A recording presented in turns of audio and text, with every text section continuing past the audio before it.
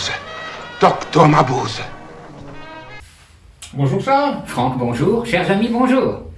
Alors Charles, aujourd'hui, on va parler d'un film de 1960, d'un grand réalisateur, Fritz Lang. Un des plus grands.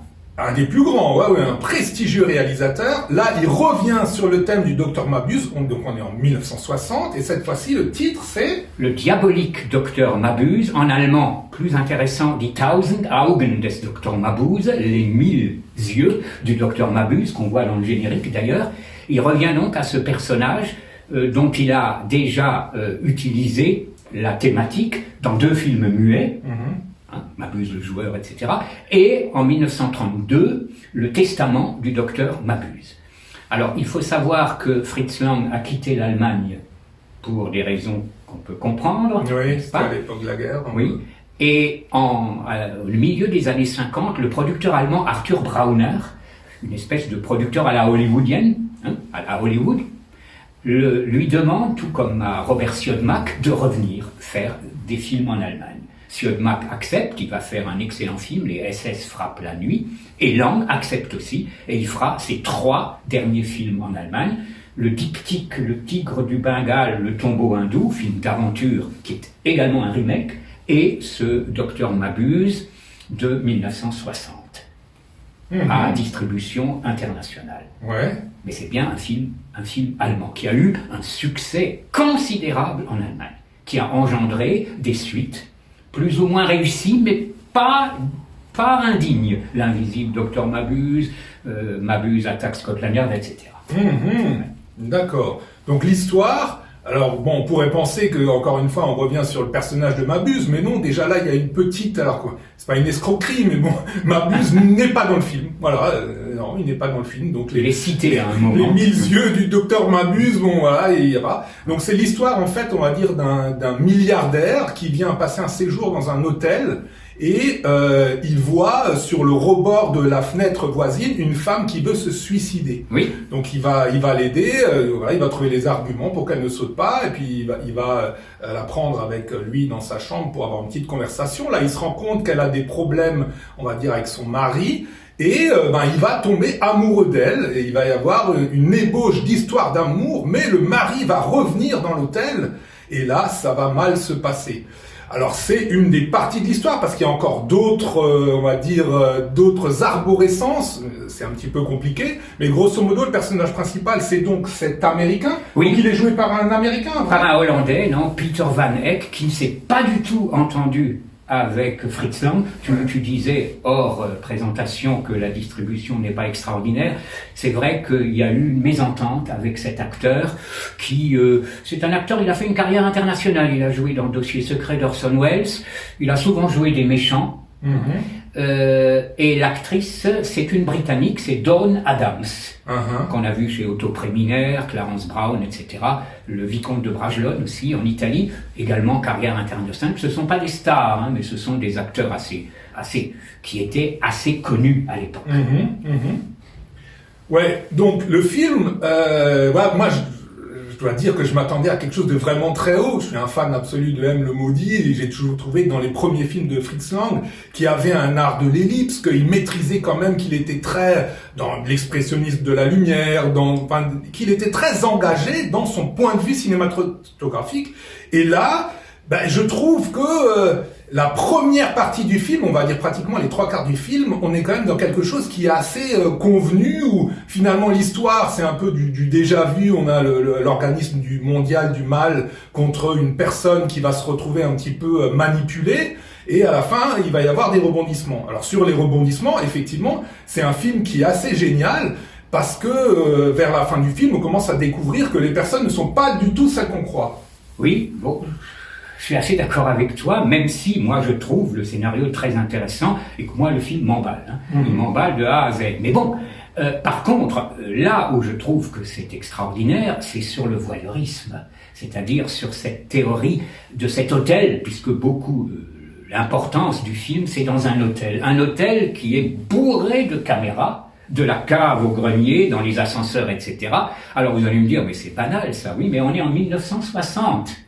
Et à cette époque-là, ce côté voyeurisme, le miroir également, le mari dont tu parlais, etc., c'est totalement frappant et ça reste, enfin, pour moi du moins, extrêmement marquant et parfaitement illustré. Ouais, donc bon, malheureusement, on va être obligé de déflorer un peu le film, parce que c'est vrai que voilà, autant le dire tout de suite, l'hôtel, c'est l'hôtel vraiment de convergence de tous les personnages principaux du film. Oui.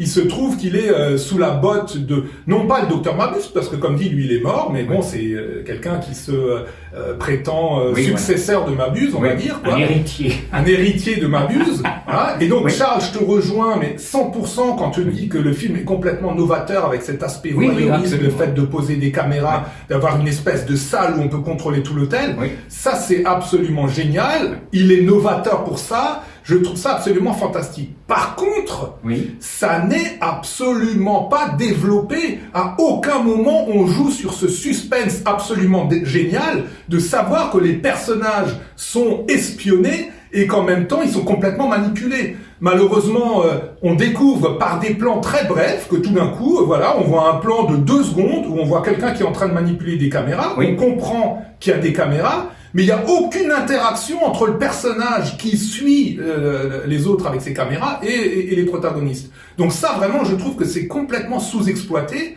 D'ailleurs, à la fin, on découvre cette salle incroyable où il y a vraiment une espèce de technologie pour arriver à voir tout ce qui se passe dans le haut de pointe.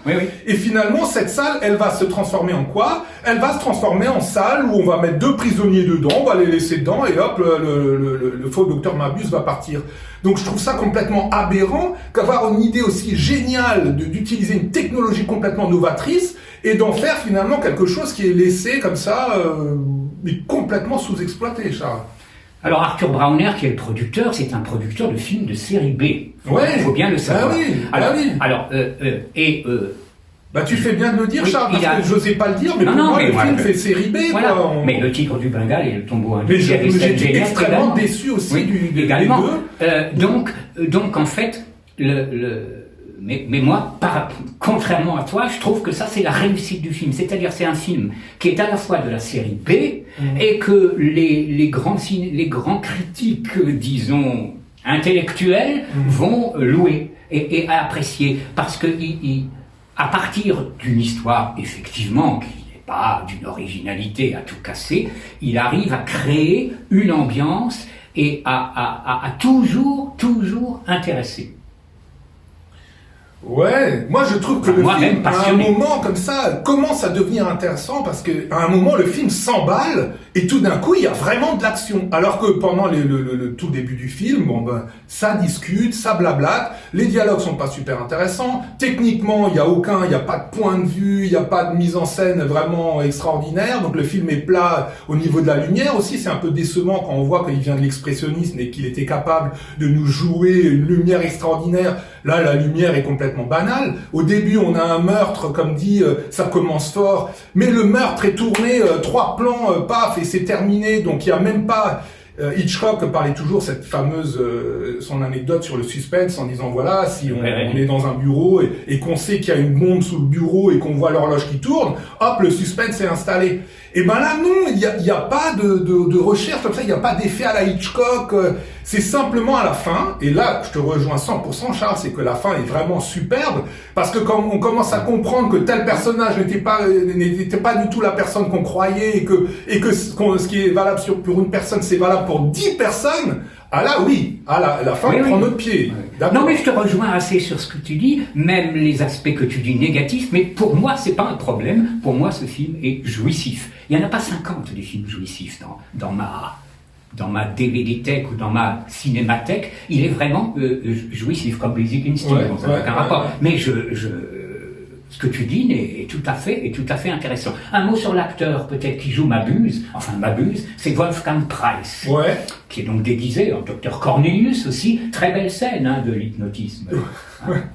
Tu as défloré le film, mais c'est pas grave. Non, bon, ça ne fait on rien. vous dit tout de suite, regardez. Bon, c'est un peu tard, mais il vaut mieux regarder le film avant de regarder la critique, parce que voilà. Mais donc le docteur Mabuse, effectivement, il joue plusieurs personnes. Voilà. Et c'est cet acteur, Wolfgang Preiss, qui est un acteur allemand qui a une filmographie incroyable, qui a plusieurs fois joué Rommel, le maréchal Rommel, en Amérique, qui a souvent joué des méchants dans les films français, avec La peau des autres, dans les films italiens, etc.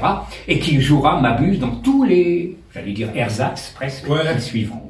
Qui suivront. Alors malheureusement, en personnage comme ça, incarnation du mal, on le voit extrêmement peu, il est complètement sous-exploité. Par contre, il joue un autre personnage, un voyant, et ce personnage est vraiment intéressant. Ça, c'est très intéressant. On le voit très souvent, et vraiment, il apporte vraiment une petite touche comme ça, un petit peu fantastique, qui est superbe. Alors, tu parlais de jouer les méchants, Charles, il faut dire aussi que l'acteur principal, on va dire, qui est l'inspecteur, c'est Gerd Freub, a joué un grand méchant du cinéma. Goldfinger. Ah, c'était le méchant de Goldfinger. Il n'est pas 100% convainquant dans ce film-là. Il est marrant. Il est marrant, il est bonhomme. Exactement, il est bonhomme. Alors Gerd Freub, c'est un ogre du cinéma, physiquement déjà. Alors il a une filmo là aussi incroyable. Il a tourné en France, en Italie, en Allemagne, bien entendu, aux États-Unis, en Grande-Bretagne. Le rôle type, le rôle clé évidemment, c'est Goldfinger dans le 3e James Bond, qui lui vaudra un triomphe. Il jouera chez Visconti dans Ludwig. Enfin bref, un acteur très populaire et très connu même en dehors de l'Allemagne. Un James Bond de cette trempe, c'est normal que il reste dans les esprits. Surtout Goldfinger était un bon James Bond.